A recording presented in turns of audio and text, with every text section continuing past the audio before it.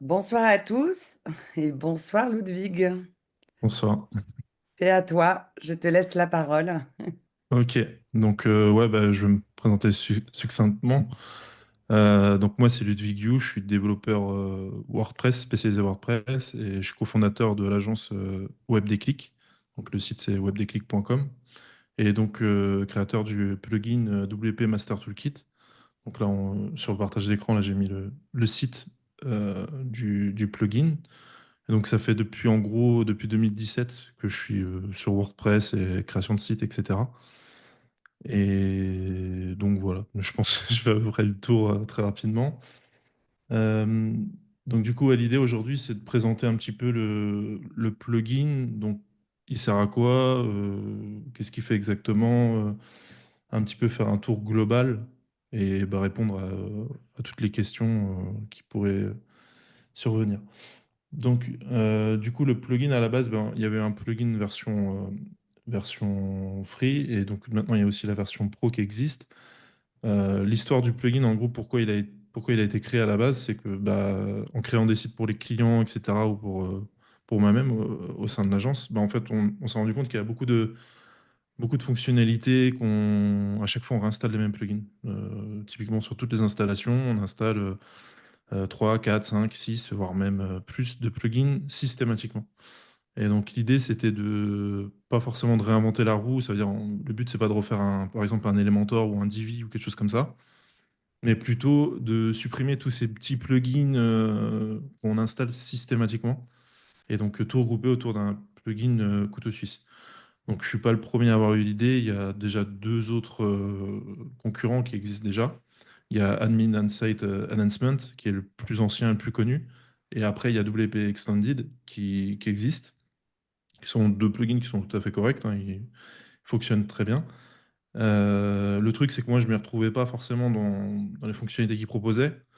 Et donc, je me disais, je pouvais typiquement utiliser ces plugins-là et derrière aller redévelopper d'autres plugins, un autre plugin qui viendrait le compléter. Bon, ça faisait pas trop sens.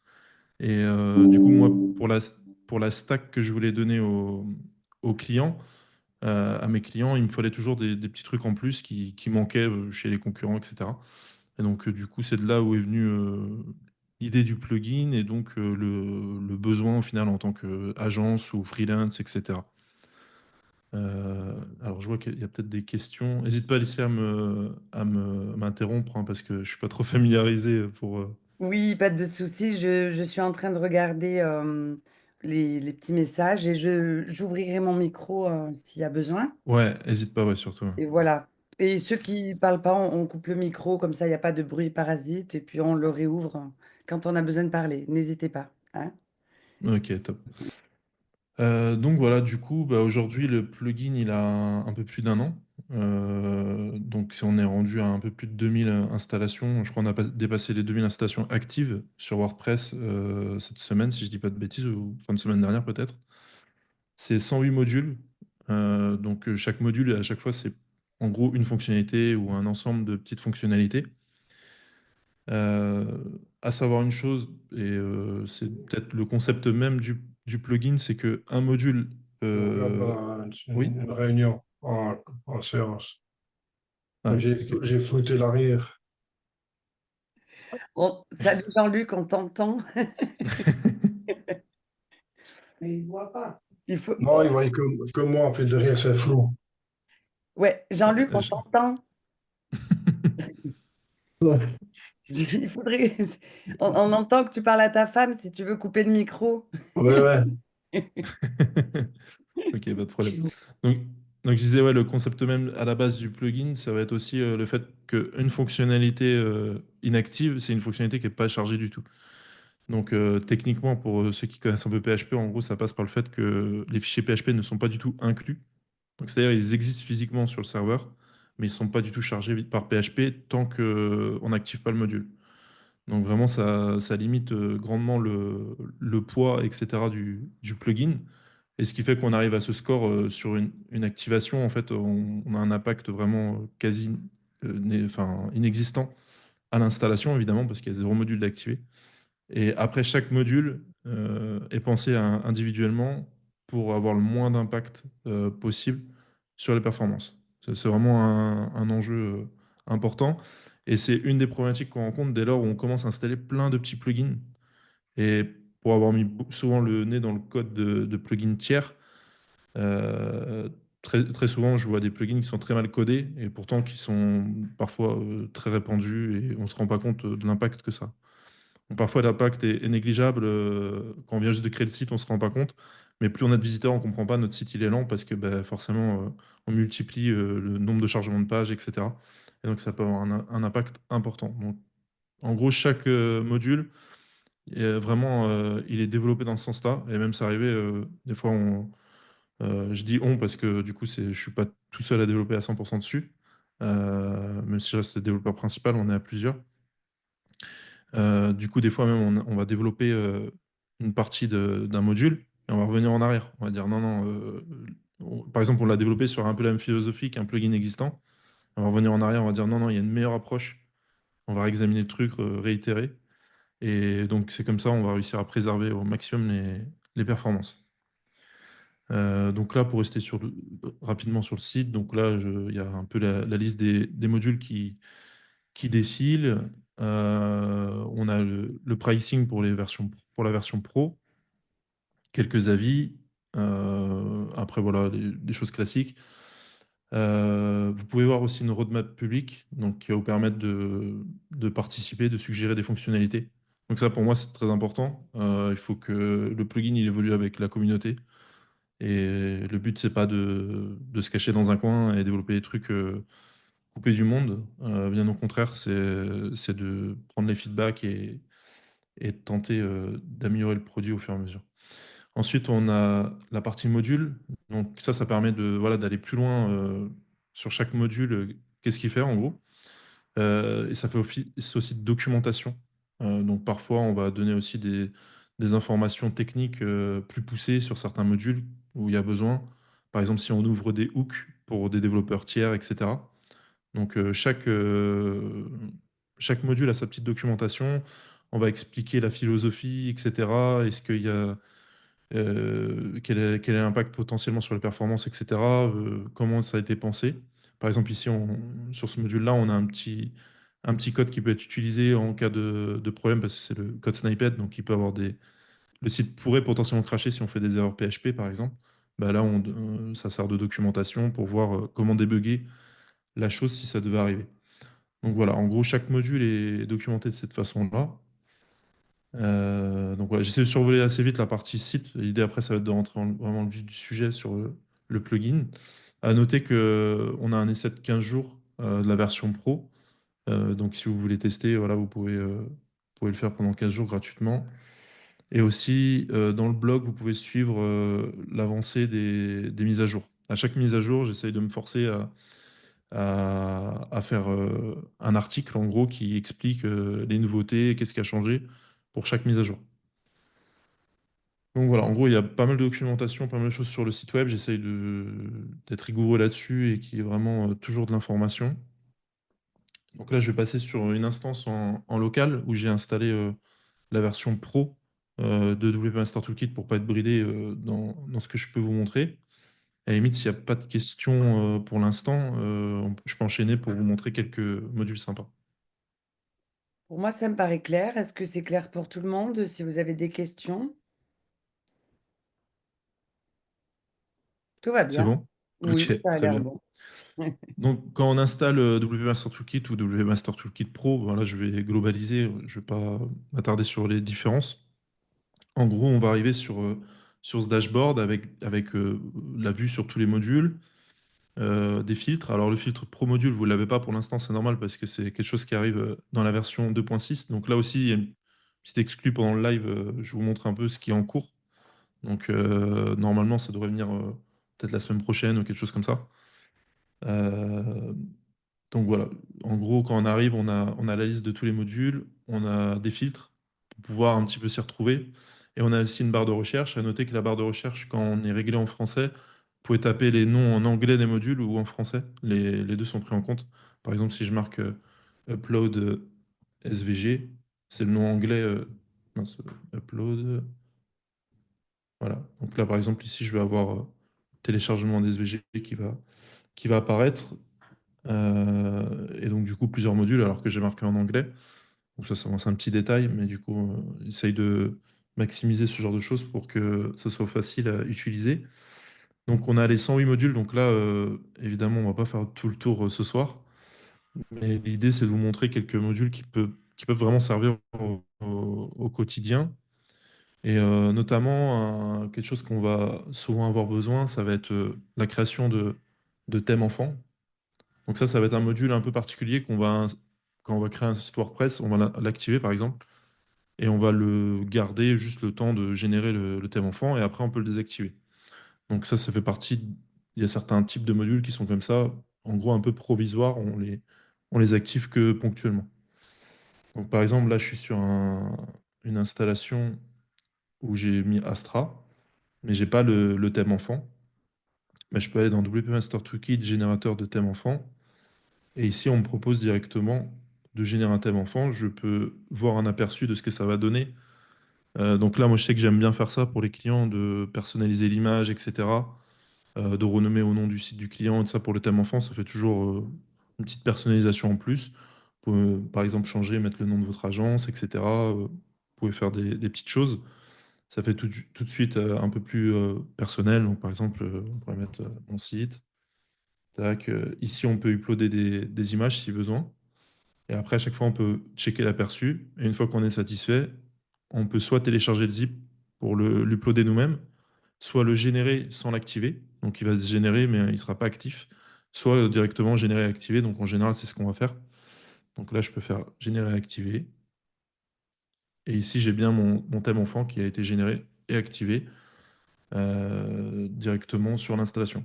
Donc ça nous évite à chaque fois les opérations classiques de chercher est-ce que le thème qu'on a, il a un thème enfant qui est déjà créé, ou bien est-ce qu'on le crée nous-mêmes à la main, ou est-ce qu'on va sur un générateur de thème enfant tiers, etc., etc. Donc ça, c'est une manip du coup qui fait gagner quelques dizaines de minutes sur chaque installation. Une fois qu'on a des modules actifs, on peut ici voir les modules qui sont activés. Donc là, je peux le désactiver, sauvegarder. Et donc, du coup, ça y est, le code que je viens d'utiliser, en gros, il n'est plus inclus dans le site. Donc ça va être vraiment quelque chose, je voulais le montrer en premier, parce que c'est un peu ce qu'on fait au tout début d'une installation fraîche de WordPress. En général, ce qu'on va chercher à faire aussi, très rapidement, ça va être de sécuriser son site. Et pour ça, il y a toute la catégorie sécurité. Et là, il y a un paquet de trucs. En gros, il y a 90% limite qui devrait être activé sur toutes les installations WordPress. À l'heure actuelle, ça remplace, si on compare un plugin comme CQPress, on va être à 90% ISO avec. Donc, il n'y a pas vraiment besoin de plus, si ce n'est une bonne sécurité côté hébergeur. Et ça, en réalité, c'est la priorité. Mais c'est la petite couche de plus qui fait pas de mal. Et vu qu'on ne maîtrise pas toujours l'hébergement de nos clients, c'est bien de le mettre en place systématiquement. Donc, avoir des choses comme masquer la version de WordPress. Donc, ça permet voilà, de masquer des balises spécifiques qui sont détectables. On va avoir l'interdiction d'utiliser le file edit. Donc ça, c'est notamment ce qui sert ici à éditer les fichiers sous WordPress. Et ça, c'est vraiment pas terrible en termes de... Quand on livre un site à un client, parce que s'il vient ici, il commence à bidouiller des choses, il peut casser son site. Et donc perdre l'accès à son back-office. Donc ça, c'est un truc qu'on ne veut pas. Désactiver XML-RPC, alors ça, c'est une ancienne API qui peut servir dans certains cas, si vous avez Jetpack notamment. Mais en général, sur la majorité des sites, c'est pas utilisé. Donc, en général, on va pouvoir le désactiver. Et ça représente une grosse faille de sécurité. Donc, moi, je recommande de le désactiver systématiquement. Désactiver l'option tout le monde peut s'inscrire. Alors ça, c'est quelque chose qu'on peut déjà faire ici dans les paramètres de WordPress. Mais en fait, là, on va aller un peu plus loin. C'est on va interdire le fait de rechanger cette option, en fait. Donc, je vais faire, tac.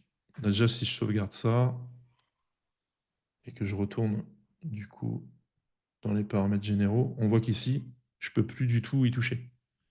Donc, à noter que c'est pas juste dans l'affichage, même si on vient inspecter l'élément, on vient forcer le check, etc., et qu'on sauvegarde, ça sera bloqué.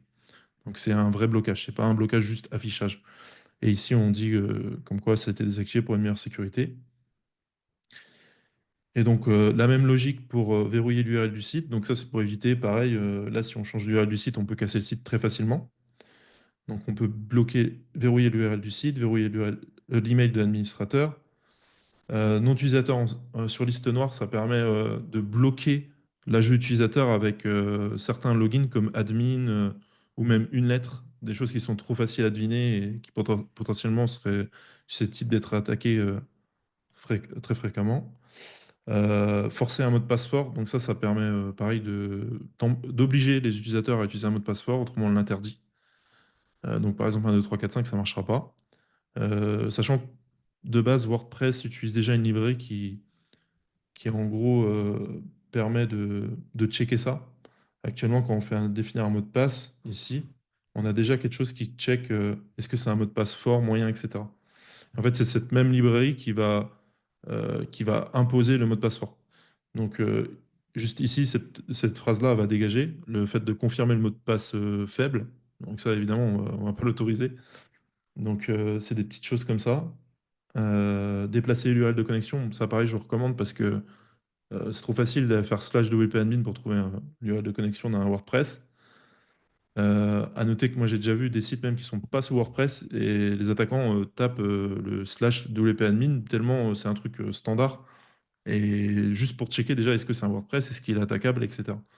Donc ne serait-ce que pour prévenir un peu de ces choses-là, en gros ils vont avoir une erreur 404, c'est toujours bien de le mettre en place pour pouvoir vraiment leur donner un indicateur comme quoi non tu rentres pas, c'est tout.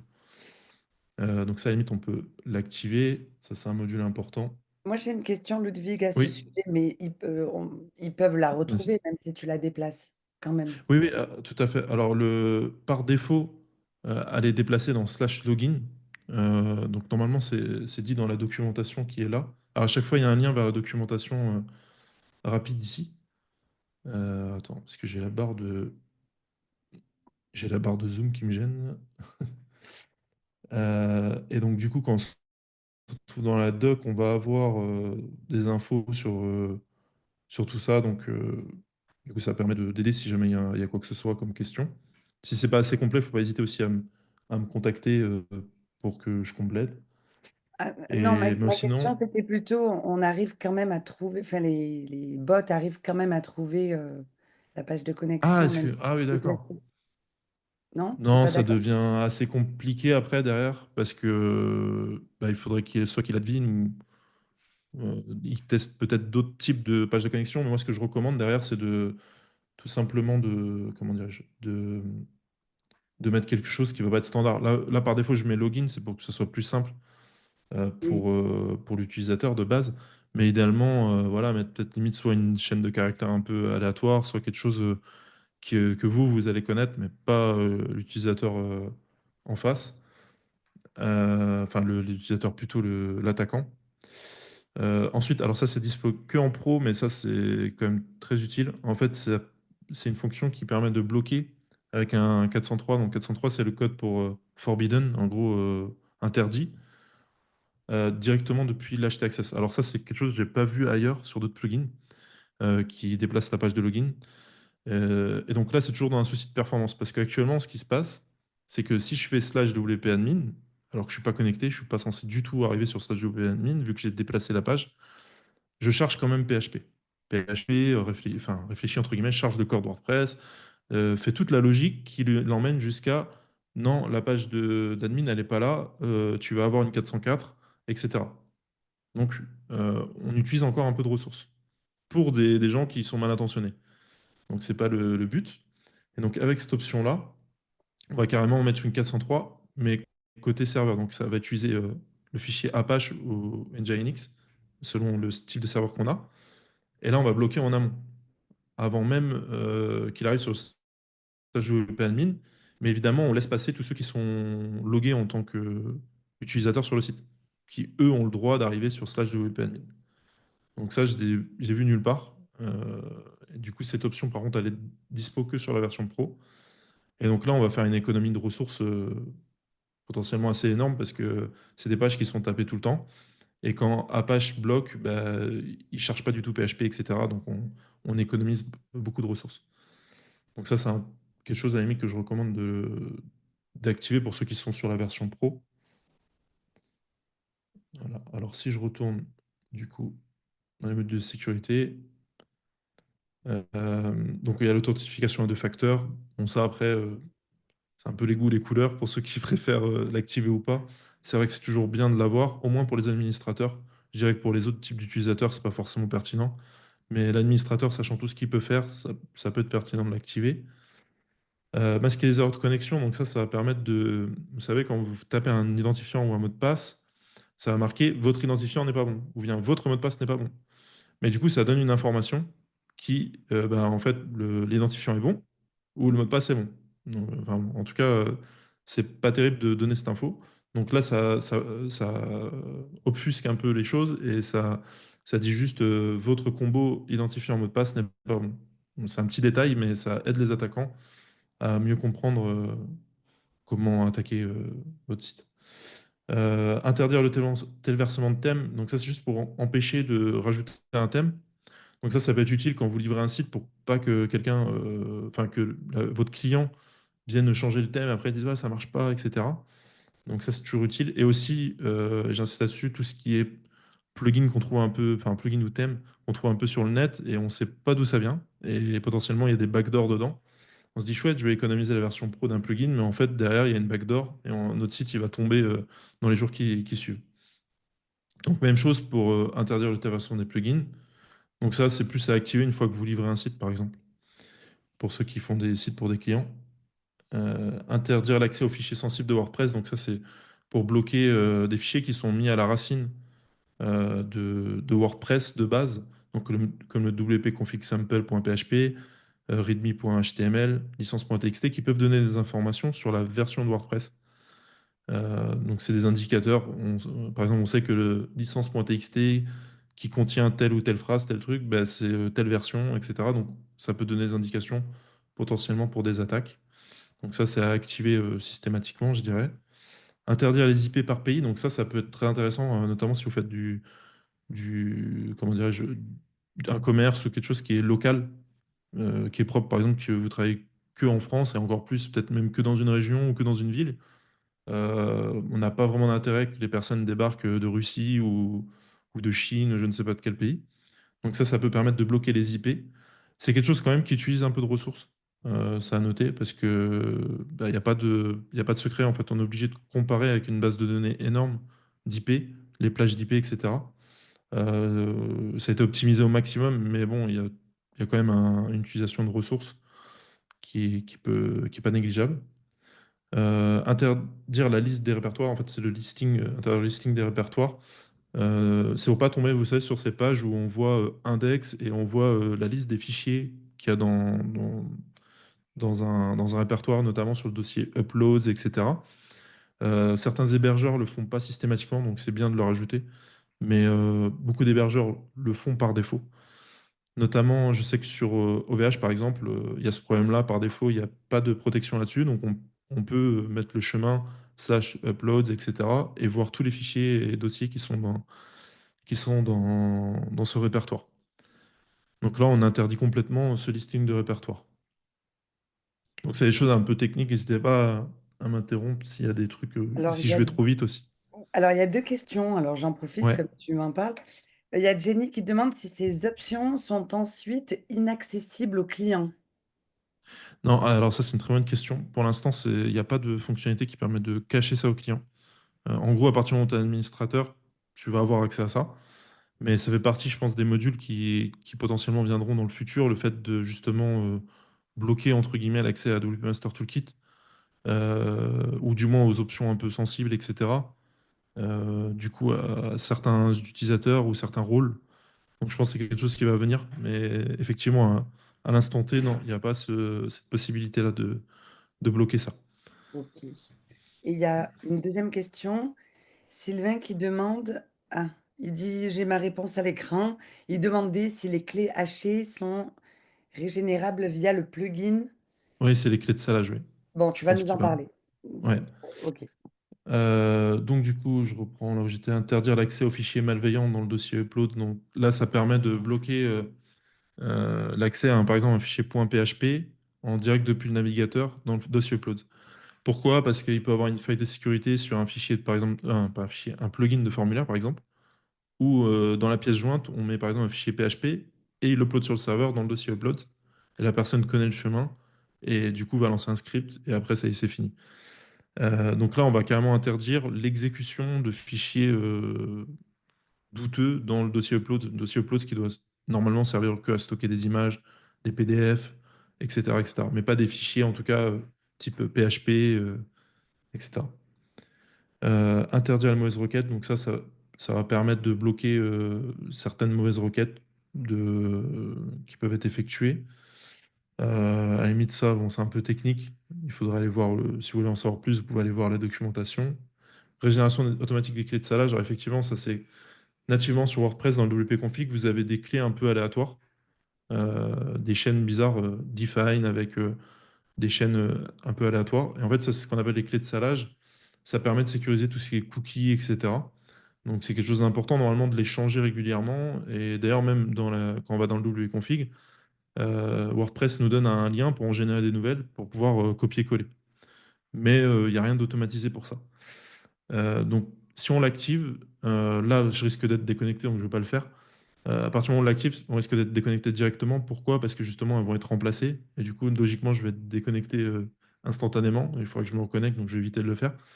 Mais en gros, l'idée, c'est de donner à une certaine fréquence le fait de régénérer ces clés de salage, afin que bah, si quelqu'un arrive à choper nos cookies ou quelque chose comme ça, pour pouvoir nos cookies de connexion, j'entends bien, pour pas qu'il y ait de problème là-dessus. Donc, c'est une bonne pratique de les régénérer de temps en temps. Bon, après, c'est pas dramatique, honnêtement, si c'est pas régénéré tous les mois, etc.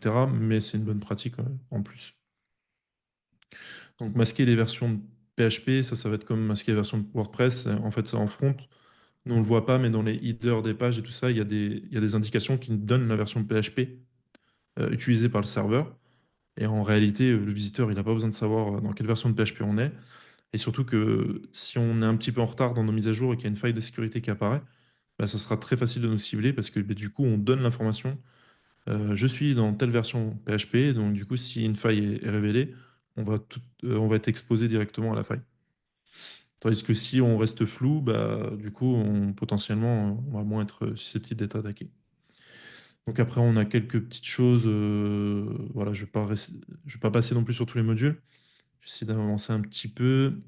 Limiter les tentatives de connexion, ça peut être très intéressant pour bloquer justement quelqu'un qui réessaye plusieurs fois de se connecter au site. Et après, on va pouvoir, sur ce module-là, on va pouvoir, tac, je vais juste enregistrer, on va pouvoir affiner nos règles. Donc, par exemple, dire, voilà, on autorise 3 tentatives, et après, il y a 15 minutes de verrouillage, puis on autorise 3 petits verrouillages, on va dire. Donc, en gros, 3 fois 3. Et après, par contre, c'est un verrouillage de 24 heures. Donc, sachant qu'en général, quand quelqu'un veut brute forcer votre site, c'est-à-dire il va spammer votre page de login, etc., pour rentrer, ça marchera jamais avec 9 tentatives toutes les 24 heures. Il faut peut-être qu'il fasse 1000 tentatives, 10 000 tentatives, etc. Donc, ça limite grandement la possibilité de se faire hacker. Hop, je retourne juste dans sécurité. Tac. Euh, donc ça, c'est bloquer l'enregistrement des utilisateurs à partir d'un email jetable. Donc ça, c'est bien pour, notamment si vous voulez bloquer sur votre site, même WooCommerce, etc., des gens qui vont essayer de créer un compte avec un arobase Yopmail ou d'autres emails jetables. Donc il y a une liste assez conséquente que j'ai mis dans le plugin de services d'emails jetables, donc ils sont bloqués. Donc si vous activez cette option-là, si vous avez un email jetable, vous pourrez tout simplement pas vous inscrire sur le site. Et donc, ça évite un peu d'avoir des comptes qui viennent polluer la liste des comptes WordPress, tout simplement. Interdire les emails, donc ça, c'est un peu plus particulier. On m'avait fait la demande. C'est vraiment pour aller bloquer certains emails en particulier, blacklister en gros. Protéger les entêtes du site, ça va permettre d'ajouter toutes les règles d'entête de site. Du coup, c'est un peu technique, mais en gros, vous avez déjà une configuration par défaut qui normalement fait déjà bien le taf. Donc si vous l'activez, normalement, ça sera déjà pas mal. N'hésitez pas à voir l'article d'ailleurs de Christine, parce que je sais qu'elle a pas mal poncé le sujet. Donc ça peut être intéressant d'aller voir son article pour aller peut-être plus loin sur ce sujet. Ensuite, tac, je vais retourner là.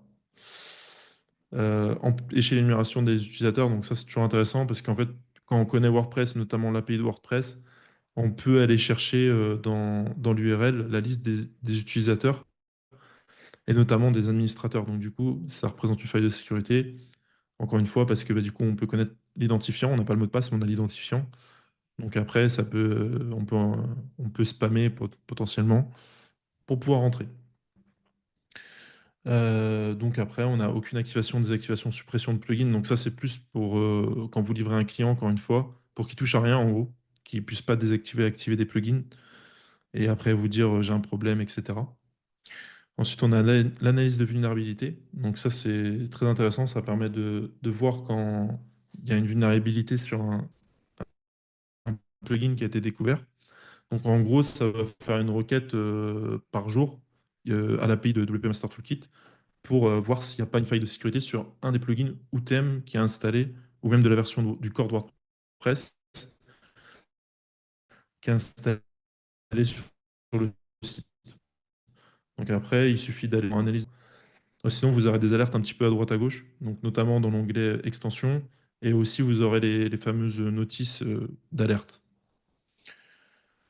Donc voilà pour la partie sécurité. J'espère que je n'ai pas été trop vite. Je ne sais pas s'il y a des questions à ce stade.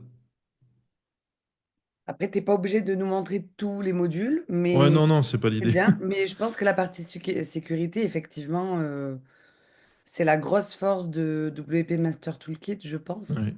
Ouais, mais c'est pour ça. Parce que je sais que dans les stats, même, c'est. Parce que je récupère un peu des stats de ceux qui veulent bien partager. Des modules activés, et je sais que c'est ce qui est globalement activé, c'est les modules de sécurité. Ouais. J'avais juste une question, excuse-moi d'intervenir. Ludwig, en fait, Oui.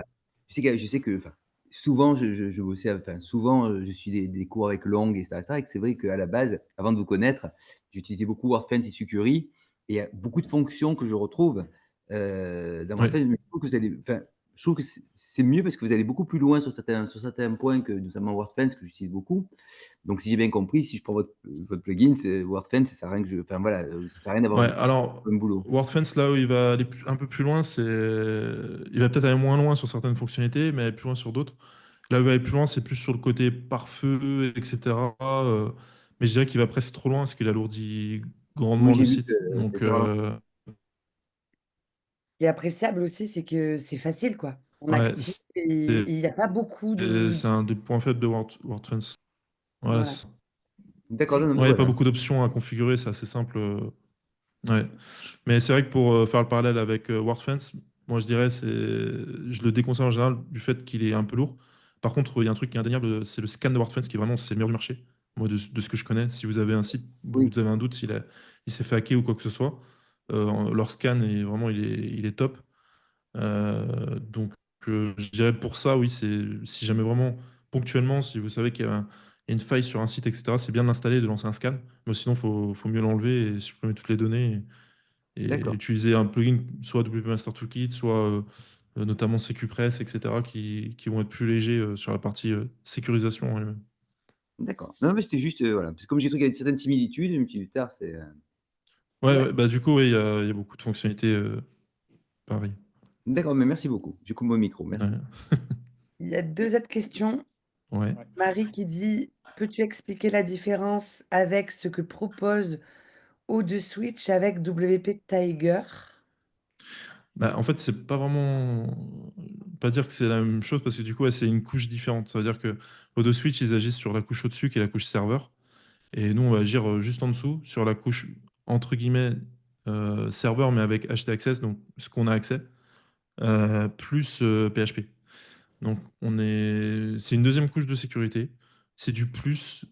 C'est bien de l'avoir parce que bah, si quelqu'un passe entre les mailles du filet, potentiellement, il va être bloqué. Sachant que la majorité des fonctionnalités, à part celles peut-être d'IP, de restriction d'IP, la majorité, c'est très très léger en termes de performance.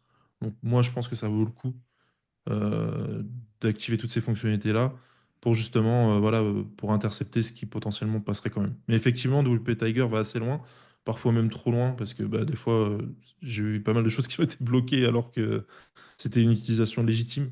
Mais bon, on peut pas leur en vouloir et ils essayent de faire leur job pour qu'il y ait le moins possible d'attaques. Mais effectivement, ouais, c'est quelque chose d'assez complet, WP Tiger, pour le coup. Ouais. Et, C'est juste pour savoir, on va pas mettre les deux l'un avec l'autre, alors c'est l'un ou l'autre. Quand tu dis Non, c'est deux non, couches différentes. on peut mettre les deux parce qu'en fait, WP Tiger va agir avant le chargement de WordPress, etc., de PHP, D'accord. etc. Donc, en fait, en gros, c'est comme si il y avait plusieurs filtres et en gros, c'est le filtre avant, ça serait WP Tiger. Et s'il passe ce filtre-là, il va avoir le filtre WP Master Toolkit à la limite. Sachant qu'il y a D'accord. certaines fonctionnalités qui peuvent pas être implémentées par WP Tiger. Pourquoi? Parce qu'ils sont pas dans le WordPress en fait, ils sont vraiment côté serveur, notamment tout ce qui va toucher à la protection de mot de passe, le fait de plusieurs tentatives de connexion et tout ça, eux, ils agissent pas du tout là-dessus. J'ai une autre- Merci. De rien. J'ai encore une question de Oui, Sylvain qui dit nom du site en variable dans le fichier config pour éviter le hack en base. Et oui, après, il a mis table option, le home, la table home. oui. Ouais, en fait, là, quand on active verrouiller l'adresse du site, l'URL du site, pardon. En fait, ce qui va se passer, c'est on va ajouter une constante au niveau du WP config. Et donc, on va forcer, quoi qu'il arrive, ça veut dire que peu importe, même si ça a été changé en base de données, c'est ce qui arrive des fois quand on se fait hacker un site. En base de données, ils vont mettre une autre URL, ce qui permet de rediriger tout le site vers un autre site. Ben, même s'il y a cette modification qui a été forcée en DB, on va conserver l'URL telle quelle. Et d'ailleurs, là, vu que je l'ai activé, si je vais je retourne en réglage général, on voit ici que tout est bloqué. Là, on peut y aller, on peut essayer de modifier, etc. Même en changeant, etc., les trucs, ça ne changera pas l'URL. C'est vraiment verrouillé, verrouillé. Le seul moyen, c'est de désactiver la fonctionnalité et du coup de rechanger. Ok. Donc, Sylvain dit top. Et j'ai une dernière petite précision de Jenny qui revient sur ce que tu as dit à Marie. C'est pas plutôt Tiger Protect qui est au niveau de l'hébergeur.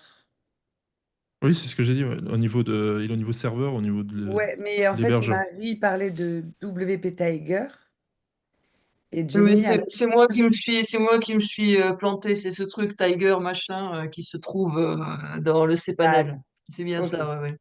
ok, D'accord. ok, c'est bon. Je t'embête Ok. plus.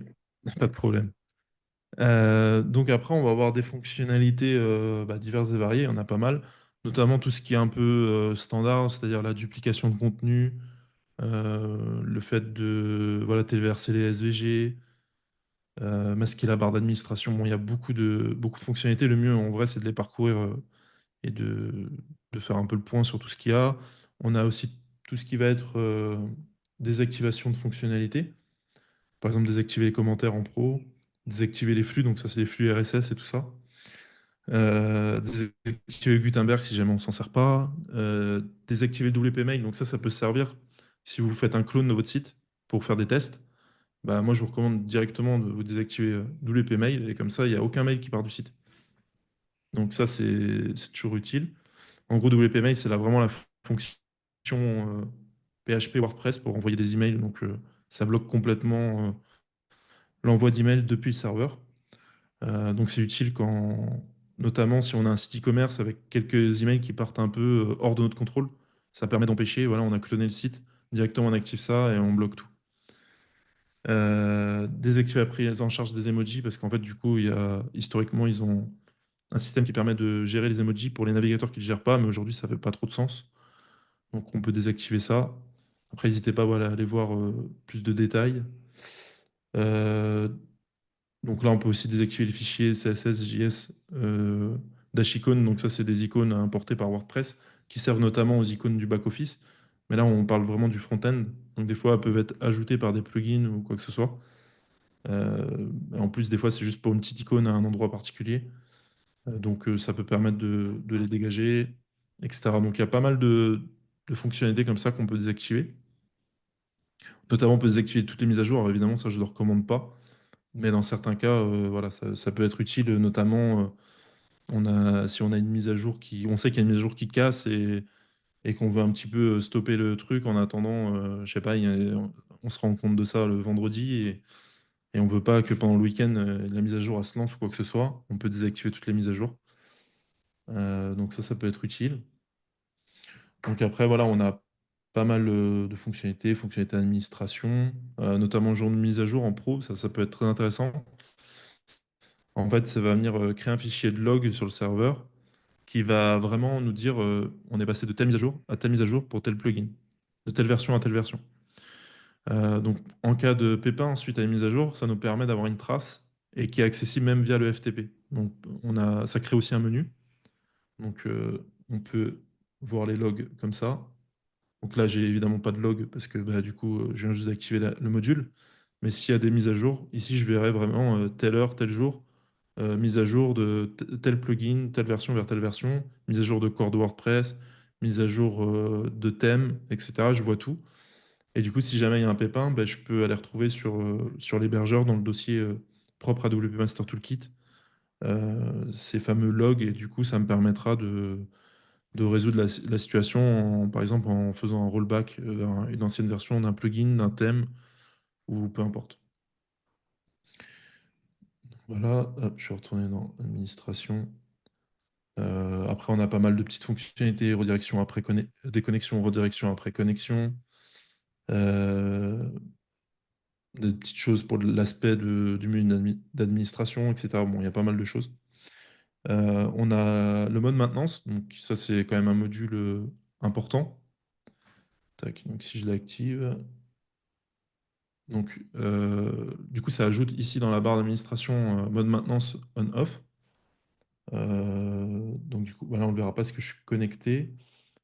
Et vu que j'ai partagé que la fenêtre, je ne peux pas vous montrer. Mais en gros, on va avoir une page de maintenance qu'on va pouvoir customiser.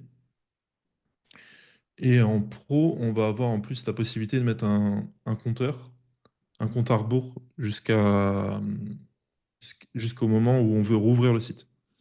Donc là où il y a beaucoup de plugins de maintenance qui mettent un compte à rebours joli et arrivé à zéro, ça reste bloqué à zéro. Je pense qu'on a tous vu ça sur des sites. Là, on a vraiment une vraie ouverture du site qui se produit quand on arrive à zéro. Donc dès que le compte à rebours est terminé, en gros, cette option elle vient se décocher et le site est ouvert de nouveau. À l'heure et à la minute pile où on l'a mis. Sachant que c'est réglé sur le fuseau horaire du site. Donc, il n'y a pas trop de sujets là-dessus. Ensuite, on a un lien de contournement donc, pour pouvoir bypass, entre guillemets, l'admin. Donc, c'est si on veut faire voir, par exemple, à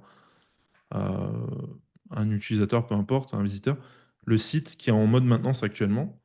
Et on peut le copier ici directement, copier le lien, lui coller, et en fait, quand il va se connecter, ça va lui ajouter un petit truc dans les cookies qui va lui permettre d'accéder au site, sans pour autant lui créer un login, etc., ce qui peut être très contraignant. Donc là, il bypass juste le système de maintenance. Donc ça peut être bien pour, notamment si on veut mettre en ligne un site client. Alors on a tous vu ça où bah, juste avant la mise en ligne, on veut montrer le site au client, on est obligé de lui créer des identifiants, on va te connecter, etc. C'est pas évident. Bah là, on peut le garder vraiment au chaud en mode maintenance. On lui envoie le petit lien et il se balade sur son site comme si rien n'était. Il se rendra même pas compte que finalement il y avait un mode maintenance. Probablement le seul problème que vous aurez, c'est qu'il va vous dire bah, pourquoi mon site est en ligne. Donc voilà. Ensuite, on va avoir d'autres modules qui vont être assez intéressants, mais du coup plus orientés développeurs. On va avoir le Meta Debugger. Alors ça, c'est le meilleur ami du développeur WordPress. Après, je sais pas s'il y a beaucoup de développeurs WordPress là dans le truc. Bon, je vous montre ça rapidement. En gros, le Meta Debugger, il va venir sur, sur tout le contenu du site. Alors, je vais juste préparer une page, Meetup. Voilà. Et en fait, on va pouvoir ici afficher les métadonnées de n'importe quel type de contenu. Quand on va cliquer, il va venir afficher toutes les métadonnées liées au post enfin, le post ou la page, etc., le type de contenu. Ça marche aussi sur les utilisateurs, sur les, comment dire, sur les taxonomies, donc les catégories, les tags, etc. Et donc, on peut voir ici toutes les choses qui vont graviter dans les métadonnées. On se rend compte aussi, bah, potentiellement, s'il y a des métadonnées qui sont pas censées être là, etc. Donc là, j'ai beaucoup de métadonnées. J'ai fait exprès, avant, j'ai alimenté un petit peu avec notamment des champs ACF. Donc là, si on remonte, ici, j'avais créé un champ ACF. Par exemple, si on cherche, normalement, ça doit être du coup plage.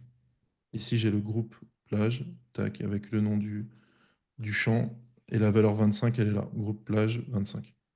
Vous voyez, on peut récupérer comme ça toutes les métadonnées qui gravitent. Donc, par exemple, si vous avez mis un plugin SEO, vous allez voir, par exemple, Yoast SEO, SEO Press, etc.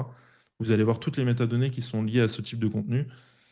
Et donc, ça peut être utile aussi pour se rendre compte des fois de tout le bazar qu'il y a en arrière-plan dans la base de données, peut-être faire du ménage, ou notamment bah, quand on développe, on a besoin de comprendre bah, où est-ce qu'est stockée telle information de tel plugin, etc. Et donc, ça peut être très utile. Donc voilà, comme je vous disais, ça marche aussi sur par exemple les profils. Donc on va le retrouver, tac, tac, tac, afficher toutes les métadonnées. Donc là, on voit toutes les métadonnées que j'ai sur mon utilisateur. Donc il y en a un paquet, hein. Et on peut le voir comme ça sur tous les types de contenus du site. Donc voilà, c'est une petite parenthèse. Après, ça, c'est plus destiné aux développeurs. Et moi, personnellement, c'est quelque chose que je me sers très fréquemment. Euh, Ensuite, on va avoir un truc qui est plus destiné bah, au marketing, etc. Ça va être un raccourcisseur de liens. Donc ça, c'est une fonctionnalité pro. Et donc, ça va nous permettre de gérer du coup des liens courts, un peu comme ce qu'on voit avec Tapit, Bitly, etc. Mais directement avec notre nom de domaine. Du coup, ça évite d'avoir un lien, on ne sait pas trop d'où ça sort, etc. Donc, du coup, je vais pouvoir créer comme ça, par exemple, mon lien affiliation. Tac. Et là, je vais avoir un lien, je peux personnaliser le slug du lien, en gros. Et après, je peux le copier, je peux l'activer, le désactiver. Je peux l'envoyer vers un site tiers. Donc, je peux très bien renvoyer vers un autre site, peu importe. Ou l'envoyer vers une des pages de mon site, directement. Donc, ça peut permettre, par exemple, si vous avez un blog et vous voulez avoir des liens d'affiliation tiers, bah, au lieu de mettre le lien directement de l'autre site, vous mettez le lien raccourci que vous avez généré et vous pourrez traquer aussi le nombre de clics. Donc ça peut être très utile. Donc par exemple, je pourrais faire en test google.com, tac, slash. Je peux mettre une petite description, ça c'est pas obligatoire. Bon là on retrouve mon petit débogueur de métadonnées qui s'est incrusté ici aussi. Si je sauvegarde et du coup que je copie, colle le lien, je vais être redirigé vers Google directement. Et là si je rafraîchis ici, j'ai bien un clic. D'ailleurs, un petit problème de traduction ici. Un cliqué, je viens de voir. Donc du coup, vous pouvez partager aussi le QR code, donc l'enregistrer en tant qu'image, le partager de ça, ça peut être pratique. Donc voilà, une petite fonctionnalité plus destinée au marketing, etc. En général. Assez simple à prendre en main. Et après, vous pouvez voir ici, du coup, la liste de vos liens. Donc du coup, le lien court et l'URL vers laquelle ça redirige, le nombre de clics qui ont été effectués. Je ne sais pas s'il y a des questions à ce Oui, stade, hein. j'attendais un peu, Vas-y, j'ai pas vas-y. mal de questions. Vas-y, vas-y. Alors, je remonte. Euh, Ah, alors, voilà. Par hasard, il y a des sauvegardes type zip du site complet et export DB en zip avec un cron à fréquence. Non, pour l'instant, il n'y a pas du tout de système Non. de backup. C'est assez lourd comme fonctionnalité, mais Ouais. ça fait partie des choses que je veux implémenter plus tard. J'avoue que j'attends un peu plus, qu'il y ait un peu plus d'utilisateurs, etc., pour développer ce genre de fonctionnalité qui va prendre, je pense, pas mal de semaines de développement. Pour info, il dit qu'avec WP Umbrella, le save, donc la sauvegarde se fait par jour, mais pas avec une fréquence en dessous. Voilà. D'accord, ouais. Après, y a-t-il, et très bonne question, parce que je me posais la même question, Eric, qui demande s'il y a un nettoyage auto des logs Parce qu'à plusieurs endroits, tu mets quelques logs. Par exemple, il y a des logs de tentatives de connexion ou de je ne sais plus quoi, je ne sais plus où c'était. Ouais. Alors, ils sont stockés dans un dossier à part et du coup, on peut pas vraiment accéder directement. Donc, c'est plutôt ça en fait. Mais du coup, il n'y a pas, non, il y a pas un clean automatique. Mais c'est vrai que ça pourrait être un vrai sujet là-dessus. Oui, parce que moi j'ai déjà eu des soucis avec des logs, des milliers de logs. Ouais, bon après là on Ouais, parle vraiment de logs qui vont être au moment des mises à jour, etc. Donc ça reste très léger. C'est même au bout ok, d'un an, 2 ans, le fichier va faire quelques kilos, ça sera vraiment négligeable. ok, Mais effectivement, oui, ça peut être un sujet. ok. Tout le monde a dit top pour ta fonctionnalité super là de compte à rebours, maintenance, tout ça, c'était pas mal. Il y a aussi Stéphane qui demande si tu as des choses en commun avec RankMath qui propose, je crois, le short link, si je pense. Ah peut-être, je sais pas si je Et du connaissais coup, pas est-ce que que. ça peut planter si... parce que moi, j'ai Non. la même question pour SEO Press. Tu as beaucoup d'options en commun avec SEO Press. Du Non, coup, je normalement, il n'y a sais pas pas si on il y a active pas les de choses conflit, hein. en... Il y a pas Parce de... que, notamment pour les short links, en fait, c'est un type de contenu Mhm. custom pour ça. Ok. Et donc, du coup, il n'y a pas, à moins qu'ils aient utilisé la même clé de post type, mais vu qu'il est préfixé avec WPMTK, donc au final, normalement, il n'y a pas de conflit possible. Voilà. Et D'accord. donc, alors là, pour les short links, tu dis que ça va, mais moi Ouais. et même Eric dit... qu'est-ce qui se passe? Par exemple, tu vois, j'ai vu que tu pouvais enlever le XRD dans l'entête. Non, je sais plus c'est quoi là. Tu Ouais, peux alors pas pour les trucs enlever, masquer les URL des auteurs, mais tout ça, c'est des. Par ailleurs, on les a dans d'autres fonctionnalités. ouais. Qu'est-ce qui se passe? Alors Que tu souvent, actives ça ces deux côtés. va, pour les fonctionnalités de désactivation, généralement, il n'y a pas de conflit parce qu'en fait, du coup, ça va être juste, moi, je vais dire enlève, je vais passer par un filtre WordPress, je vais dire enlève ce filtre. Et Surprise va faire la même chose, mais du coup, il n'existe déjà plus, donc ça va passer. Donc en général, il n'y a pas trop de problème. Après, les choses comme les auteurs, etc., ce sera checké. Mais honnêtement, nous-mêmes, au sein de l'agence, on est utilisateur SEO Press. On n'a pas constaté jusqu'à maintenant des conflits. Ok. Et j'ai pas vu s'il était possible de caper le nombre de révisions. Oui, il y a le module Oui, pour ouais, réduire les révisions. Ah, et il y a une autre question. La redirection est faite en 307. Je n'avais pas vu cette option. C'est cool. Nofollow sponsored. Alors, je ne sais pas s'il parle du short link. ouais, je sais pas. À bientôt, Christine. Elle dit bonne soirée à tout le monde. C'est vrai.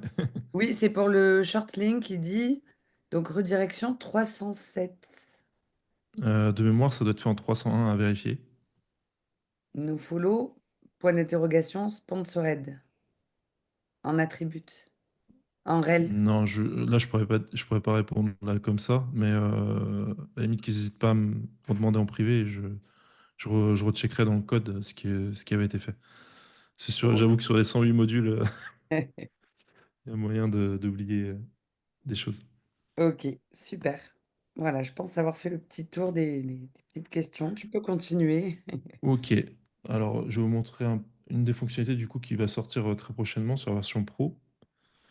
Du coup, c'est le Custom Login Design. Donc, il existe déjà pas mal de trois plugins qui existent qui font ça. Mais honnêtement, pour les avoir un peu analysés avant de créer le module, c'est pas terrible. Les designs ils sont un peu datés, ils ont pas trop bougé depuis des années les modules. Et du coup, je trouvais ça intéressant d'un peu d'avoir une version rafraîchie. Alors évidemment, l'effet démo. Alors pourquoi j'ai ça? Alors il faut savoir que c'est un truc qui est en cours de développement. Je vais juste changer de thème parce que j'ai pas testé avec ce thème-là. Hop, on va activer plutôt un thème classique. Désolé, c'est l'effet démo.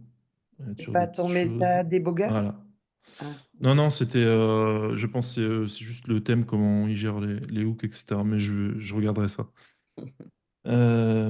Du coup, en fait, là, actuellement, si on n'active pas ce module-là, on va voir la page de login standard de WordPress que tout le monde connaît. Et donc, avec ce module-là, on va avoir ces 15-16 templates beaucoup plus modernes qui vont nous permettre de customiser du coup cette fameuse page de login. Et donc après, chaque template est personnalisable. On peut venir voilà, changer les images. Évidemment, ces templates, c'est juste pour aider à partir sur quelque chose de sympa qu'on aime bien. Et après, on peut customiser absolument tout. Donc, que ce soit l'affichage, etc. Donc, on a pas mal d'options. Et notamment, on a aussi, ça c'est quelque chose que j'ai vu nulle part, du coup, c'est le fait de pouvoir ajouter du contenu HTML à plusieurs endroits. Donc, par exemple, ici, si je fais test, bon, là, on ne le voit pas, là, il est il est en fond noir, donc il faudrait changer aussi la couleur. Mais en gros, ici, on va pouvoir ajouter, par exemple, même des shortcodes, c'est pris en compte. Donc, ça veut dire que on peut, par exemple, faire une section sur Elementor et l'injecter ici dans notre page de login, à plusieurs endroits clés. Donc, soit sur le côté, donc là, pareil, on ne voit pas très bien, c'est sur fond noir. Mais on va pouvoir ajouter ici, par exemple, une section Elementor ou à plusieurs endroits sur le côté. Et, euh, et donc, du coup, ça sur plus de 15-16 templates, je crois. Et donc, dans l'avenir, peut-être il y en aura de nouveaux aussi. Donc voilà, ça c'est un module qui voilà, va sortir sur la version pro courant de semaine ou voire semaine prochaine.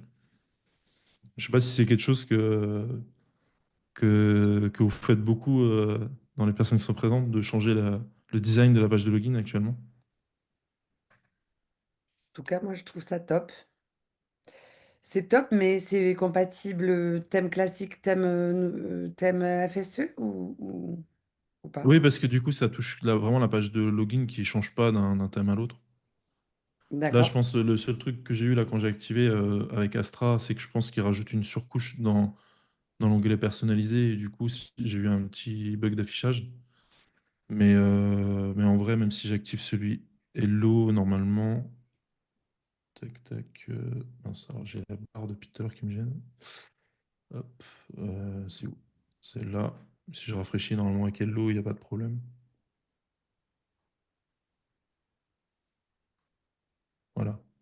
Donc après, c'était juste l'affichage du menu de personnalisation. Donc je pense qu'il y a une petite adaptation à faire avec certains thèmes. Automatiquement, c'est difficile de tester sur tous les thèmes. Mais en tout cas, la partie, quand on va aller en tant que visiteur, on n'aura pas le truc, l'affichage moche qu'on a eu tout à l'heure. Donc voilà, je sais pas s'il y a Il y des a questions Aline qui dit là-dessus. qu'elle utilise Divi Pixel pour faire ça et que, ouais, D'accord. ouais, voilà. Ok, ouais, sur Divi, ouais, je savais pas qu'on pouvait le faire. Je suis pas du tout utilisateur de Divi, donc. Non, mais Divi Pixel, ouais, c'est une extension pour Divi, en fait. D'accord, ok. Mm. Ok, ok. Après, là, l'avantage, c'est que vraiment, on va être sur quelque chose de généraliste. Donc, peu importe si c'est Ouais. Elementor, Divi ou même voilà, du full site editing, etc., il n'y aura pas de problème de compatibilité. Donc voilà, puis je pense bah, on a fait déjà pas mal le tour. À la limite, je peux vous montrer aussi un autre module qui va arriver très prochainement. C'est Register Custom Content Type. Donc le but, c'est de créer des types de contenus. Dans un premier temps, il va y avoir, je pense, comment dirais-je, les custom post type. Et dans un second temps, on aura les taxonomies et les pages d'options normalement. Euh, donc voilà, après, c'est un peu si vous utilisez ça sur ACF ou sur d'autres plugins, donc c'est assez standard. Hein, c'est pour ajouter du coup des types de contenus dans l'administration. Là où il y a une différence avec, par exemple, CPTUI, etc., c'est que ça vient vraiment créer un fichier PHP sur le serveur, et du coup, c'est pas des requêtes en base de données à chaque chargement de page. Là où CPTUI, en fait, dès qu'on va charger notre site, il fait d'abord une requête SQL, il regarde est-ce qu'il existe des types de contenus custom. S'ils existent, il les ajoute. Donc ça prend un petit peu de ressources à chaque chargement, tandis que là, on crée vraiment un vrai fichier PHP qui est include. Donc du coup, on économise sur les ressources. Donc toujours dans la même optique d'économiser les ressources. Je ne sais pas si vous vous souvenez, on avait fait une démo il y a quelque temps de GutiPress et il avait cette fonctionnalité là aussi. Je ne sais pas si ceux qui étaient présents, vous vous souvenez. Et par contre, je ne sais pas comment ils le gèrent. Ils n'avaient pas parlé de cette histoire de Ouais. fichier ou pas, quoi. Donc Bah, voilà. généralement, si on prend l'option de simplicité, de facilité, c'est beaucoup plus simple pour moi de faire un plugin qui va juste aller chercher en base de données, récupérer les infos et les charger. Parce que là, du coup, ça me rajoute une étape qui va être de créer un fichier avec tout ce que ça implique, s'assurer qu'il n'y a pas de problème pour pas créer une erreur de syntaxe ou quoi que ce soit. Donc du coup, c'est vrai que c'est quelque chose qu'on ne voit pas forcément. Pas Par exemple, souvent. CPTUI, ils permettent d'exporter en PHP le code, mais ils n'ont pas fait cette option de pouvoir directement inclure le fichier PHP. Ok, ok. Donc voilà, moi j'ai fait à peu près le tour. Je sais pas s'il y a du En coup tout des cas, c'est questions. top. Mais du coup, dans ta tête, ça doit fuser, non? Tu dois avoir plein d'idées pour de nouveaux modules. Ouais, bah après là déjà, il y a déjà pas mal de choses. En fait, Il y j'ai a essayé de déjà énorme. prioriser les modules dans un premier temps qui étaient les plus simples, avec le plus de valeur. Par exemple, duplication de contenu, des choses comme ça, bouger la page de login, même si ça reste un petit peu complexe. Mais en gros, j'ai priorisé comme ça. Donc là, j'arrive dans les idées qui sont certes sympas, mais qui demandent plus d'efforts, Eh petit à oui. petit. L'idée, c'était de prendre un peu la masse d'options qui sont un peu standards. Et maintenant, on arrive un peu dans les choses plus complexes, bah, comme la création de post-type, comme la customisation de la page login, ça demandait quand même pas mal de temps de dev. Eh oui. Donc voilà, ça c'est des trucs. Mais du coup, on remplace à chaque fois de nouveaux plugins. Et aussi, il y a une chose qui va arriver très prochainement qui est très attendue. Là, je bosse dessus actuellement. C'est le support de la VIF pour la compression d'image. Donc là, typiquement, on peut se passer d'un abonnement Imagify au concurrent, qui au passage est plus cher que l'abonnement pro de WP Master Toolkit. Petit,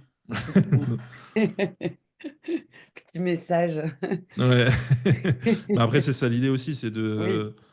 de maximiser la compatibilité déjà et réduire bah, le nombre de licences qu'on a sur un site et réduire le nombre d'extensions. Donc voilà. Ben, moi, je suis un peu déçue parce que j'avais retourné ma formation il n'y a pas longtemps. Et du coup, je vais devoir repasser. Je pense que je vais changer, switcher pour toi parce que c'est vrai qu'au niveau de la sécurité, c'est compliqué de trouver des plugins qui font tout ce qu'on veut. Et là, en un seul, on a juste à checker. Rien que pour la Ouais. sécurité, c'est clair que ça vaut Ouais. le Et puis coup. du coup, Et la maintenance aussi, tu vois, ça invite d'ajouter encore une extension de maintenance. exactement. Euh, Ouais. Bah, pour ouais, la sécurité, en plus, la majorité des modules, ils sont quand même en gratuit. ouais, et ça, c'est Euh, grave, Parce hein. que ça me faisait mal de passer en payant des choses qui étaient pour moi essentielles. Oui, Donc je dirais que c'est pour aller plus loin, les choses pro. Comme par exemple l'analyse de vulnérabilité, bah, voilà, ça économise une veille sur les vulnérabilités. Donc ça économise du temps et de l'argent. Et donc là, j'estime que c'est plus quelque chose de pro, puis c'est quelque chose de plus complexe à mettre en place aussi, et qui nécessite aussi de mettre à jour tout le temps les données. Donc voilà, ce genre de fonctionnalités qui sont pour moi vraiment pro et qui sont pas obligatoires. Du coup, je les ai mis en pro. Mais sinon, 90% des fonctionnalités de sécurité elles sont gratuites, parce que pour moi, sont nécessaires sur la majorité des installations. Et donc, je voyais ça plutôt sur quelque chose de gratuit. et t'as pas de trou noir et de anti-spam. Non, il y a pas de anti-spam, mais ouais, c'est encore un autre sujet. Ça, c'est. Ouais, En fait, le truc, c'est pas forcément dur à mettre en place, mais en fait, c'est d'être compatible avec tous les types de formulaires. D'ailleurs, j'avais déjà créé une extension qui s'appelle Universal Honeypot, qui est dédiée à ça.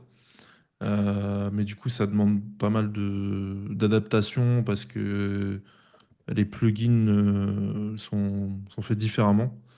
Et je dirais qu'à la limite, il y a Akismet qui, franchement, fait plutôt bien le taf déjà, même si c'est pas à 100%, mais alors, il faisait bien le taf, mais moi, il m'a banni sur tous mes sites. Ils m'ont banni. Voilà. ah ouais? Donc, du coup, j'ai galéré pour trouver quelque chose qui marche bien, comme un Akismet. Akismet D'accord. marche Bah, bien. le plugin que j'avais développé, Universal Honeypot, il fonctionne avec la plupart des formulaires et il est D'accord. basé à peu près sur les mêmes principes D'accord. que Akismet. On demande. Qu'est-ce qu'il dit, Stéphane? Non, j'ai pas fait de bêtises. On me demande si tu as des options de cache. Non, alors ouais, c'est un vrai sujet en fait, c'est de trouver la limite du plugin et de se dire bon, je vais pas au-delà de ça, etc. Et du coup, les frontières elles sont un peu dures à définir. Et en gros, je me dis pour l'instant, en tout cas, je dis pas dans l'avenir, je sais pas. Je me dis qu'un bon plugin de cache, ça demande quand même beaucoup de taf, notamment des WP Rocket, des choses comme ça.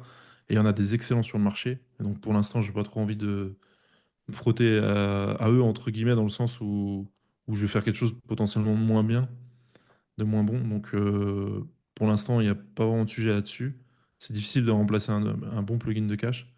Là où, par exemple, une extension de sécurité, au final, ça paraît très très complexe, mais en fait, quand on connaît un peu PHP, etc., un peu, on se connaît un petit peu en sécurité de ça, on peut réussir à faire quelque chose de très correct. Bon, moi, évidemment, ça prend quand même beaucoup de temps.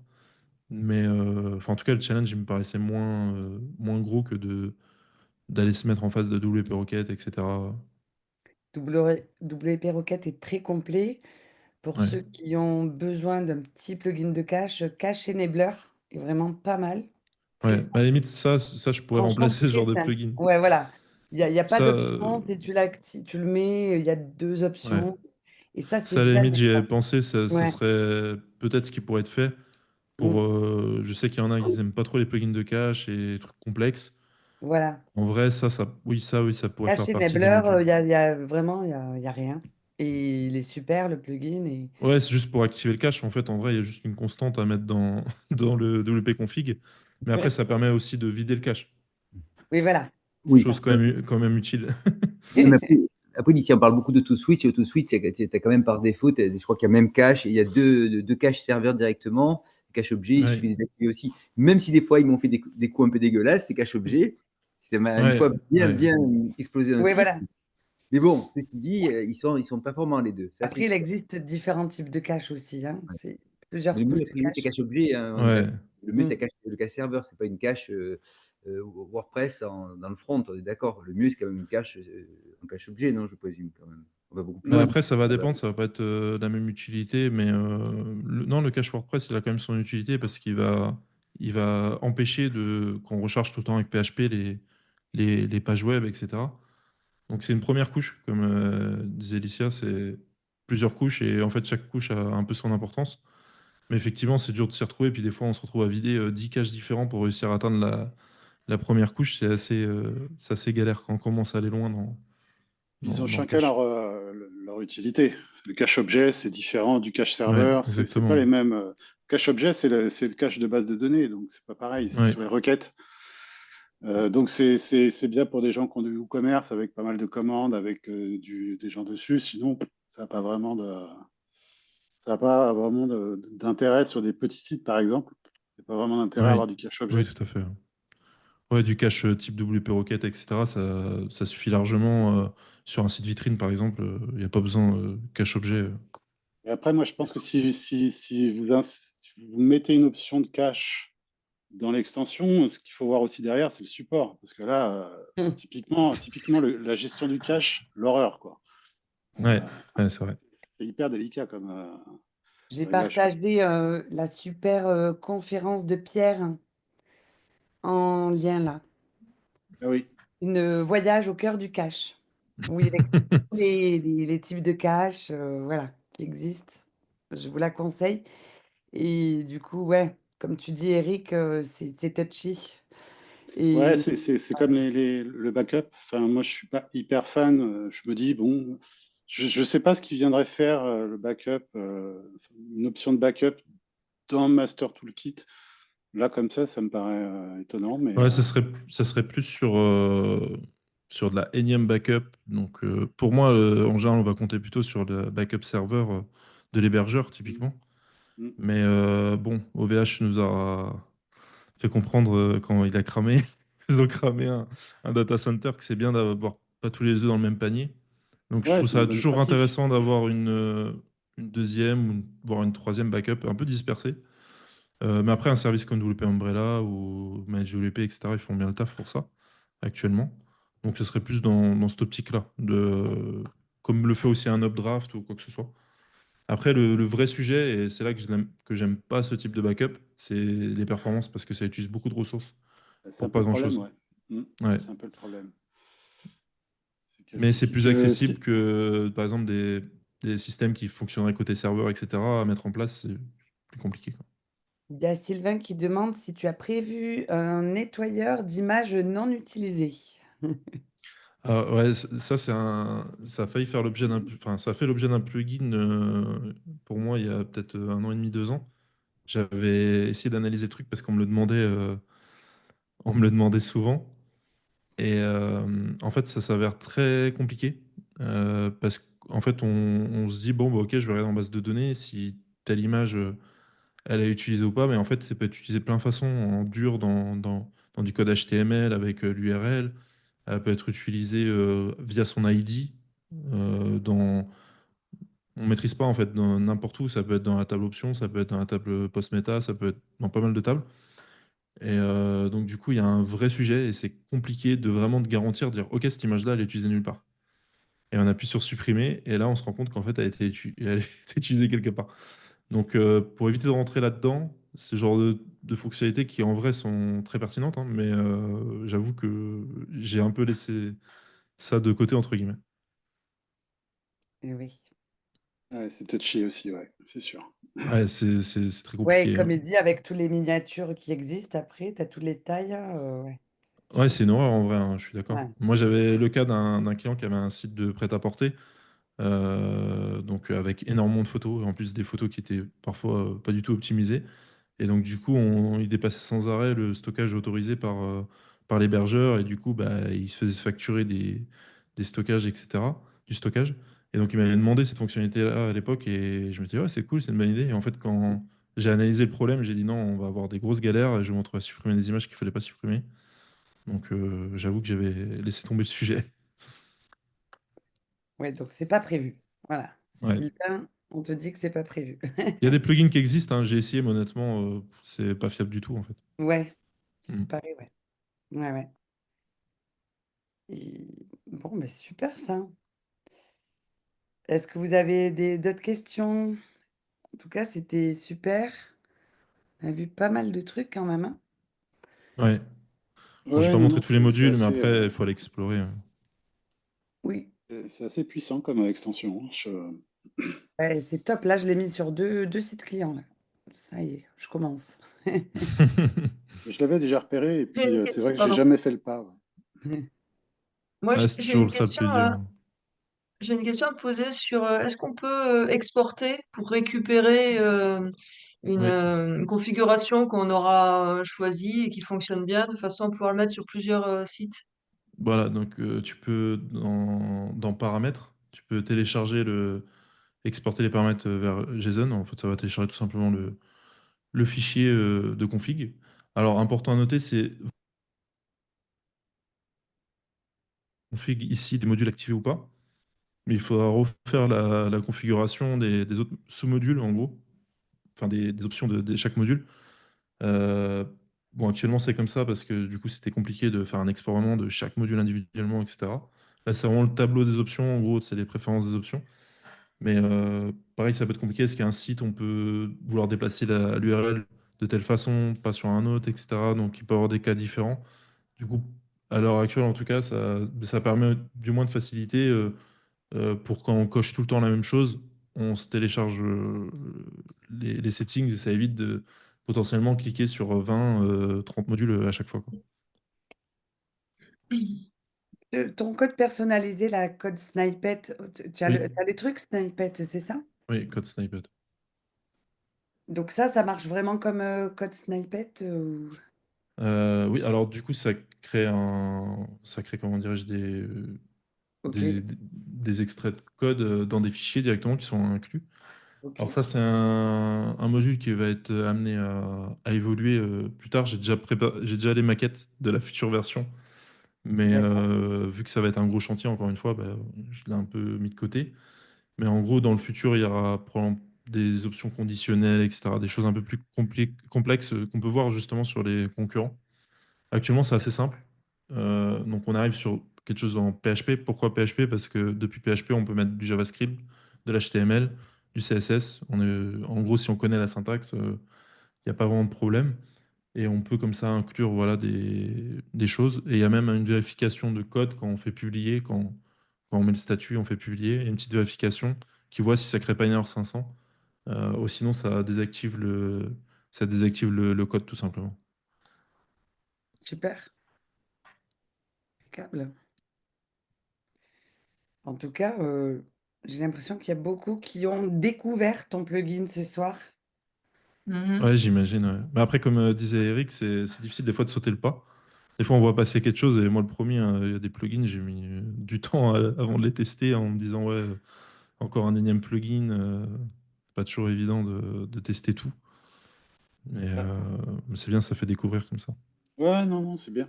Après, effectivement, là où c'est un peu compliqué de sauter le pas, c'est quand on a déjà un écosystème de mu-plugins ou de choses comme ça, et que du coup, on se dit, oh, OK. Parce qu'en fait, là-dedans, effectivement, il y a plein de choses qu'on a déjà mis en place. Donc, il faut revoir un peu l'approche. Mais c'est bien, parce que du coup, là, c'est tout centralisé, on active, on désactive. Voilà, c'est ça. C'était un peu l'idée, quoi. Mais Ouais. ouais, Et puis du non, non, coup, le but à la base, voilà, c'était vraiment, moi, au sein de mon agence, c'est les problématiques qu'on a rencontrées. Et pour beaucoup de modules, on les a développés à partir de là. Donc, potentiellement, c'est des choses qui vont servir beaucoup aux agences, aux freelances, etc. non, non, c'est top. Super. En Bravo. revanche, bonsoir Ludwig, c'est pas Ça, un couteau suisse, c'est une caisse à outils, voire une camionnette entière. Tellement c'est riche et complet. Bravo. Ouais. c'est top. C'est vrai, tu as raison, Rémi. Et même, ouais, c'est l'armoire à outils, là. Ouais, C'est le roi Merlin. ouais, c'est un peu ça. Ouais. Mais c'est top. En plus, c'est bien, tu vois, c'est bien rangé. C'est franchement, moi, j'aime bien ça. Ouais.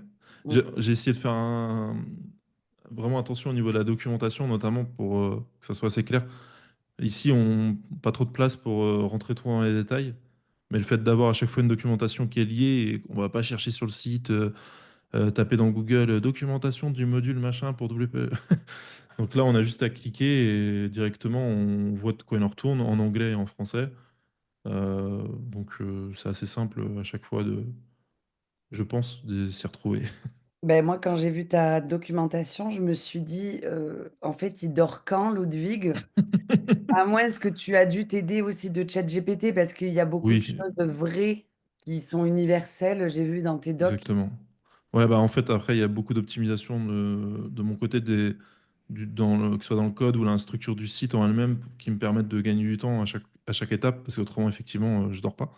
Ben ouais. Parce que si à chaque fois que je développe un module, il faut passer des heures à écrire une documentation, etc.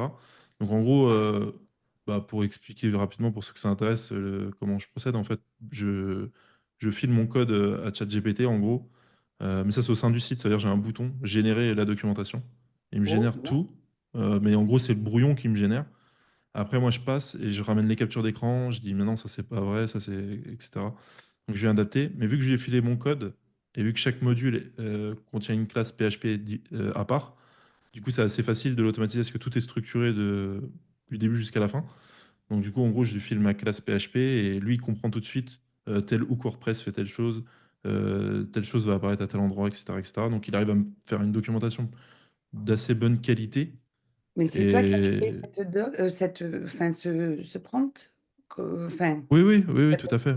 En fait, oui. c'est en gros sur le site WP Master Toolkit, j'ai une extension compagnon entre guillemets du plugin WP Master Toolkit et du coup qui vient piocher dans WP Master Toolkit, qui le passe dans ChatGPT et qui me ressort des articles des types de contenu modules. Et après, ça me permet derrière de gagner beaucoup de temps sur la rédaction parce qu'autrement, ça serait un calvaire. Et c'est toi qui l'as codé, donc ce plugin compagnon, pour Ouais, toi. voilà, c'est ça. Ouais, donc là, c'est Génial. vraiment un outil interne. Donc, c'est assez Oui, brut de décoffrage, mais oui. c'est assez simple. C'est top. Top, En top. fait, le but, c'est d'enlever la friction à chaque endroit pour pouvoir fournir quelque chose de qualité. Mais du coup, c'est des choses nous, qu'on fait au quotidien avec WebDéclic pour aider nos clients, etc. Donc, c'est du, c'est du déjà vu, entre guillemets. Et donc, du coup, enlever cette friction de rédaction de ça, parce que moi, personnellement, rédiger des articles et tout, c'est pas du tout mon truc à la base. Et donc après, voilà, en optimisant bien les choses, structurant bien les choses de A à Z, ça permet voilà, de créer du contenu de qualité. Et après, il y a des petits hacks, entre guillemets, dans les documentations et dans les articles de blog. C'est que j'injecte des petits liens de la documentation, de documentation qui sont proches dans la liste des modules. Donc, ça veut dire le module d'avant, le module d'après, etc. Donc, ça, en Ouais. termes de SEO, c'est intéressant. En maillage Euh, interne. Ouais. ouais, il y a aussi le fait que ça rajoute de la couleur. Donc, on a l'impression qu'il y a plus d'illustrations, alors qu'en fait, globalement, il n'y a pas d'image mise en avant, il n'y a pas de trop d'images. Ouais. Mais pour l'œil, ça fait un peu moins peur. Donc j'ai un peu triché là-dessus pour Bah, c'est bien. justement que ça soit joli, qu'on se dise pas, ah, c'est un gros pavé de texte, c'est illisible, etc. Donc il y a des petits hacks entre guillemets comme ça pour bah, notamment ici un petit rappel de la catégorie, etc. Mais ça, c'est des choses que je récupère dynamiquement vu que dans le site, je sais que telle page correspond à tel module, etc. Donc c'est des choses dynamiques dans tous les sens. C'est vraiment top. Top, top. Waouh. Ok, super. Juste, là, je fais un peu de promo. Je crois que c'est Jean-Luc qui parlait de cache. Il y a bientôt un article qui va sortir dans le blog de The Switch sur le cache, qui explique un peu les différents types de cache, pour ceux que ça intéresse. Je ne sais pas quand est-ce Ok, qu'on l'a publié, enfin on l'a programmé, je ne me rappelle plus. ok, ouais, Pour ouais, info. intéressant. Intéressant, ouais, surtout que ouais, c'est des sujets qui sont Ouais, bah assez oui, complexes et cache, qui ouais. vont. qui sont assez relous. Mais c'est intéressant pour justement approfondir. Et puis des fois, même quand on est technique, on s'y perd un petit peu, même Ouais, voilà, alors là, entre c'est les pas différents technique, hein, caches-objets, c'est juste, etc. voilà, c'est juste une explication des différents types de caches. Ça fait écho un peu à la présentation que tu as mis, Alicia, en lien dans le chat. C'est du même ordre, c'est juste une petite révision. C'est quoi le cache et à quel moment il faut le vider, lequel il faut vider. Dans quel ordre? Voilà, ouais, ce genre Que de du choses. bonheur. Ouais, Pour ouais, ta ouais. Pour ta roadmap, tu as codé ton propre plugin ou quoi? Alors du coup là c'est assez simple, c'est basé sur un répéteur ACF que moi j'ai en back-office. Et après c'est juste de l'affichage avec un shortcode custom. Et donc oui, partiellement codé. Et la suggestion de fonctionnalité, c'est juste un formulaire Elementor un petit peu habillé, quoi. Donc derrière, c'est manuel, ça veut dire que je vais recevoir, j'en reçois pas tous les jours, donc dans tous les cas, c'est assez facile à gérer. Je vais recevoir la fonctionnalité, je vais étudier la fonctionnalité, est-ce que ça vaut le coup ou pas. Et éventuellement, je vais l'ajouter ici dans la roadmap. D'accord. Elle est sympa, la roadmap. Et à C'est chaque les fois, gens du coup, qui il te va y avoir les des posent exemples. là, les suggestions, c'est ça? Ouais, alors il y en a certaines, c'était moi qui les ai mis. D'ailleurs, elles sont toutes en marqué en user suggestion, mais c'est parce que j'ai pas pris le temps de faire le tri. Mais en vrai, il y a pas mal de choses où c'est moi qui les ai mis. Mais il y a eu aussi beaucoup de choses qui sont revenues de la part d'utilisateurs, etc. Ok. Tu nettoies pas le nom des images au téléversement? Alors si, il y a la Bon, SEO fonctionnalité Press le fait, mais petite attends, question, quoi, comme ça. c'est celui-là, contrôle de téléchargement d'image. Tac. Non, c'est pas celui-là. Je me plante. Alors attends, je sais plus s'il est. Est-ce que je confonds peut-être avec. Parce qu'il y a le plugin Quick Web Pay que j'avais développé dans le passé et D'accord? qui le faisait, mais je sais plus si je l'ai implémenté dans, Bon, après, dans SEO Press le WP fait Master très bien, Toolkit. mais je me demande s'il le fait pas en pro seulement. Ah oui, ok. Moi, comme j'ai le pro, j'ai l'habitude de l'utiliser, mais je suis pas sûre que. Voilà. Et contrôle du rythme cardiaque, ça sert à quoi? Ah, c'est le Heartbeat. Il y a la Ouais, même chose sur WP Rocket, ouais. typiquement. Euh, c'est pour contrôler la charge au niveau de. Enfin, il va Ouais. mieux en parler, Vic. Moi, je ne vais pas bien en parler. Il doit être bloqué là, Ludwig. Ouais. Ouais, il y a pareil sur WP Rocket, ouais. Ouais, c'est.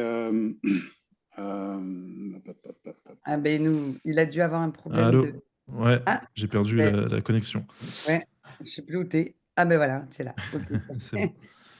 Donc, ouais, j'étais en train de dire, en gros, que de base, si le fichier est bien nommé, mais enfin mal nommé, mais bien nommé, enfin, je vous allez comprendre. Mm. En gros, si on met un vrai titre avec des accents, etc., et qu'on active cette fonctionnalité-là, ça nous permet de faire le travail une fois du nommage. Et en gros, ça va être formaté pour qu'on enlève tous les caractères spéciaux justement pour le nom physique du fichier.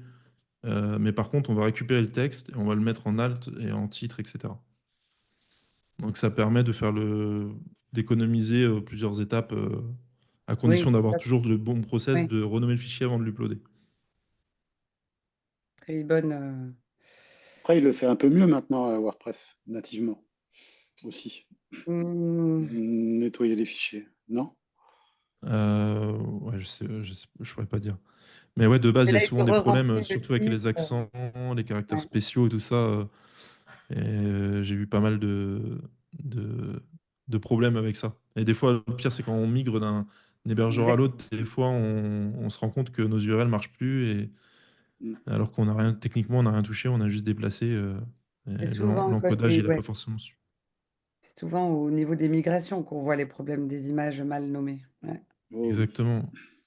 Parce que ouais, ça va être, si je dis pas de bêtises, ça va être au niveau de la base de données, l'encodage qui va être utilisé, qui est pas forcément le même, et du coup, le nom du fichier, lui, il a pas bougé. Ben Donc, du coup, écoute, bah, ça c'était saute. super, Ludwig. Il y a tout le monde qui te remercie. Il y a un tonnerre d'applaudissements en commentaire. Top. Vraiment, tout le monde, j'aime beaucoup, c'est super. Voilà, je vais essayer le plugin dès demain. Super boulot, Ludwig. Enfin voilà, tu dois les Bah, prendre, merci à tout hein. le monde. Voilà, tu dois les Ouais, ouais, prendre. j'avoue que j'ai pas trop suivi, vu que c'est un peu difficile Et de oui, lire en même temps de présenter. Mais Marie, top. top.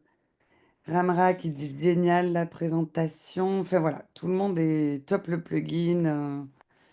Voilà, donc bah, écoute, Bah, Michael qui dit super. Bah, que n'hésitez pas à aller donner de la formation. force, même en version gratuite. Et ça fait toujours plus d'installations, etc. Et c'est ça qui motive aussi pour booster le projet. Et n'hésitez pas à en parler aussi autour de vous.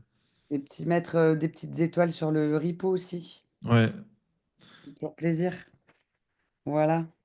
ouais, c'est pas toujours évident, ça, d'aller récupérer des avis. Eh oui. Sur 2000 installations actives, 21 avis. C'est- C'est Mais le bon, c'est 1%, déjà pas tu mal. vois. C'est déjà pas C'est mal. c'est le 1% réglementaire. Voilà, exactement.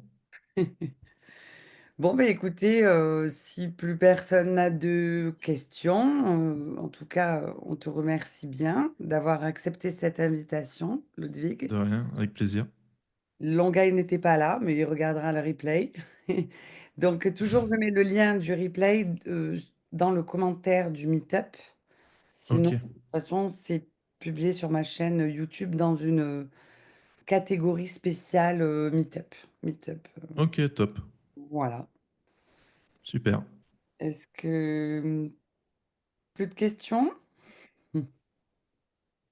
Non, mais écoutez, moi je vais arrêter l'enregistrement. Je te dis au revoir Ludwig, au revoir tout le monde et à une prochaine pour un nouveau meet-up WordPress. À la prochaine. Voilà.